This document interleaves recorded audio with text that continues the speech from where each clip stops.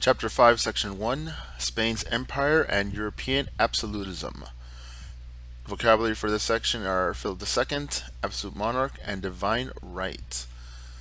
So, as we learned in Chapter 2, which we would have had we done it, the Ottoman Empire was led by a great and powerful sultan, Suleiman I. European monarch of the same period, Charles V, came close to matching Suleiman's power as a Habsburg king.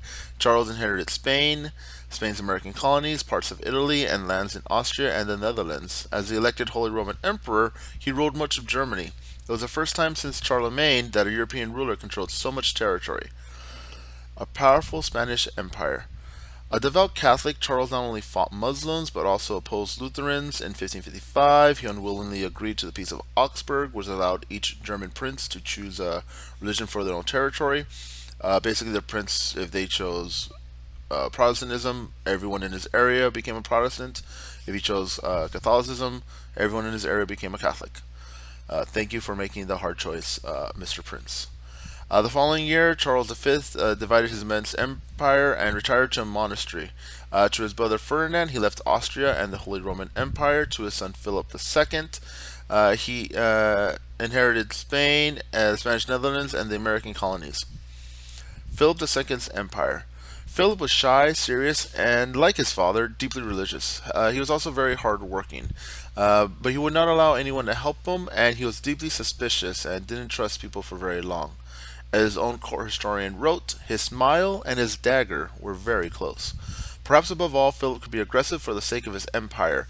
In 1580, the King of Portugal died without an heir. Because Philip was the king's nephew, he just seized the Portuguese kingdom. So he united the Iberian Peninsula. Counting Portuguese strongholds in Africa, India, and the East Indies, he had now an empire that circled the globe. Philip's empire provided him with incredible wealth. By 1600, American mines were supplying Spain with an estimated 339,000 pounds of gold. Between 1550 and 1650, roughly 16,000 tons of silver bullion were unloaded from Spanish galleons. The King of Spain claimed a fourth, between a fourth and a fifth of every shipload. It's called the Royal Fifth, and that was his royal share. That was for him. With this wealth, Spain was able to support a large standing army of about 50,000 soldiers. At the time, soldiers didn't fight because it was their patriotic duty. They fight because you paid them. So he would have people from all over. There'd be Dutch people there. There'd be English people. There'd be anyone. As long as they were getting paid, they'd come and fight for you. Defended the Catholicism. When Philip assumed the throne, Europe was experiencing religious wars caused by the Reformation. However, religious conflict was not new to Spain. The Reconquista, the campaign to drive Muslims from Spain, had only been completed 64 years before by his great grandparents, Ferdinand and Isabella. We'll skip the Armada and we'll come right back to it. They used the Inquisition to investigate suspected heretics or non believers in Christianity, and they would be punished quite severely. So, okay. Philip believed it was his duty to defend Catholicism against Muslims of the Ottoman Empire and the Protestants of Europe. In 1571, the Pope called on all good Catholic princes, of which Philip considered himself one, to take up arms against the mounting power of the Ottoman Empire. Philip responded like a true crusader and, with 200 Spanish and Venetian ships, defeated the large Ottoman fleet in the Battle of Lepanto, which pretty much marks the end of the Muslims threatening the Mediterranean. There'll still be a siege of Vienna, but you start seeing Muslim power recede at this point. In 1588, Philip launched the Spanish Armada in an attempt to punish Protestant England and its queen, Elizabeth I. For a bit, Philip was actually king of England, but since his marriage produced no children, when the queen died, it went to her half sister, Elizabeth. So Elizabeth supported her Protestant subjects who had rebelled against Philip.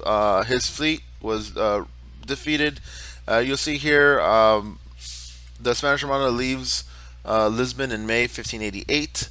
It'll return in late September 1588, but during that time, in the summer, about 130 ships carrying 19,000 soldiers. It's forgotten that this was an invasion fleet. It wasn't just a lot of ships with a lot of guns.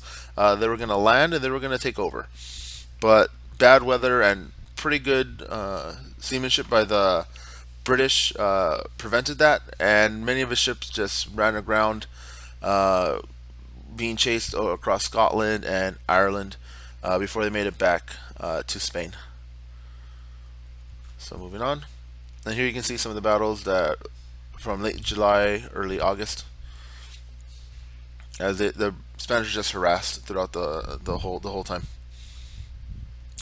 Although this was a serious setback and it weakened Spain, its wealth gave it the experience of strength for a while longer. Philip's grey granite palette, the Escorial, had massive walls and huge gates that demonstrated his power. The Escorial also reflected his faith. Within it stood a large monastery, uh, as well as a palace.